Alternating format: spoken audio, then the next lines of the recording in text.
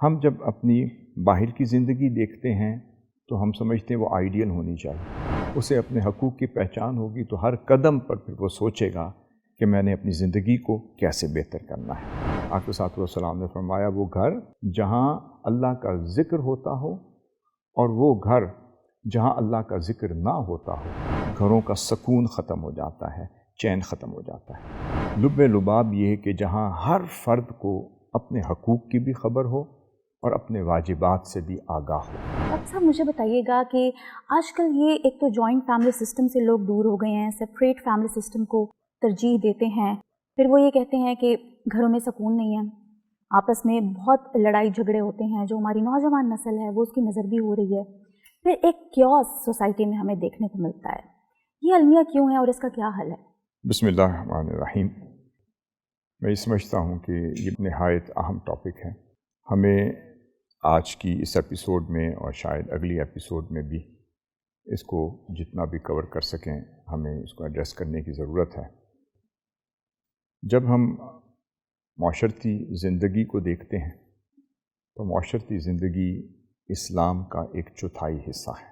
آقا صلی اللہ علیہ وسلم نے فرمایا، اس میں بخاری شریف کی حدیث ہے، لا یؤمن احدکم حتی یحب لاخیہ ما یحب لنفسہ۔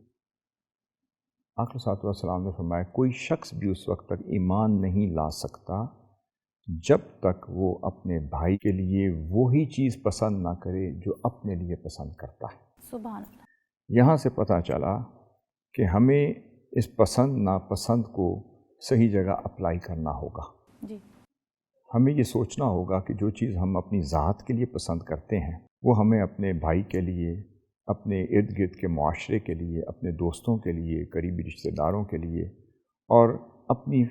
فیملی کے احباب کے لیے بھی ہمیں وہی چیز پسند کرنی ہوگی۔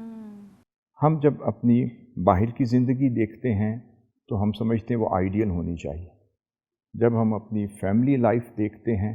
تو اس وقت بھول جاتے ہیں کہ اسے آئیڈیل بنائیں گے تو باہر کی زندگی آئیڈیل بنے گی۔ بے شک بے شک۔ اب یہاں پر چند چیزیں ہیں جو میں عرض کروں گا کہ آئیڈیل لائف ایک مثالی گھرانے کے لیے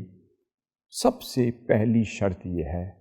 کہ وہ گھر پرسکون ہو سکتا ہے، مثالی ہو سکتا ہے، جہاں اللہ کا ذکر ہوتا ہو، بے شک، سبحان اللہ۔ جہاں اللہ اور اس کے رسول صلی اللہ علیہ وسلم کا تذکرہ ہوتا ہو،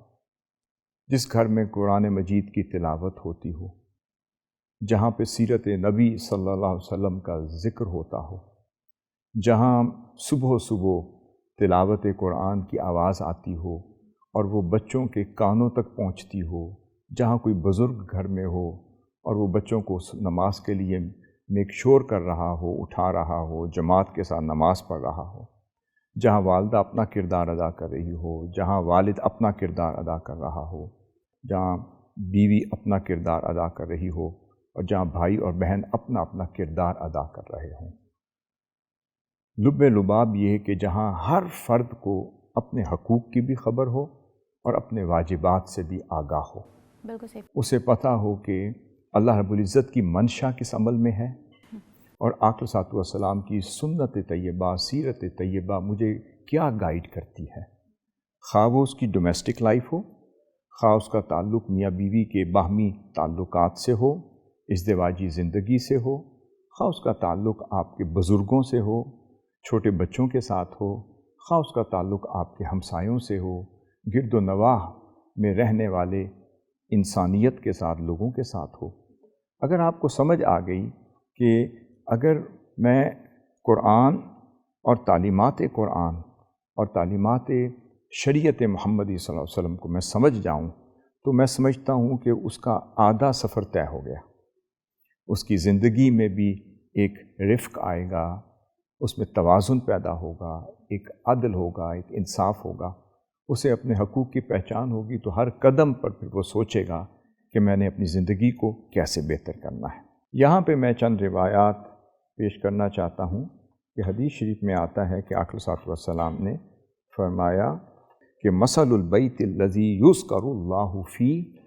والبیت الذی لا یذکر اللہ فیہ مثل الحی والمیت۔ آقا صلی اللہ علیہ وسلم نے فرمایا وہ گھر جہاں اللہ کا ذکر ہوتا ہو اور وہ گھر جہاں اللہ کا ذکر نہ ہوتا ہو اس کی مثال ایسے ہے جہاں حیات ہے اور موت ہے۔ اس کا مطلب جس گھر میں اللہ رب العزت کا ذکر ہو وہ گھر زندہ ہے، حیات ہے، وہاں رہنے والے بھی حیات ہیں، ان کی روحیں بھی زندہ ہیں، وہاں اخلاقیات بھی زندہ ہے، وہاں طور طریقے بھی زندہ ہیں، وہاں تمدن بھی زندہ ہے، وہاں سماجی زندگی بھی زندہ ہے، وہاں معاشرتی زندگی بھی زندہ ہے، وہاں آپ کے باہمی تعلقات میں بھی زندگی موجود ہے نظر آتی ہے بالکل۔ اور جہاں پر اللہ کا ذکر ہی نہ ہو تو وہاں ہم کس سے شکوہ کریں گے؟ وہاں ہمارے اخلاق جو ہیں ان کا توازن بھی ختم ہوگا، ہماری ڈیلی لائف ڈسٹرب ہوگی، ہمارے معاملات ڈسٹرب ہوں گے، ہمارے باہمی تعلقات ڈسٹرب ہوں گے، پھر انسان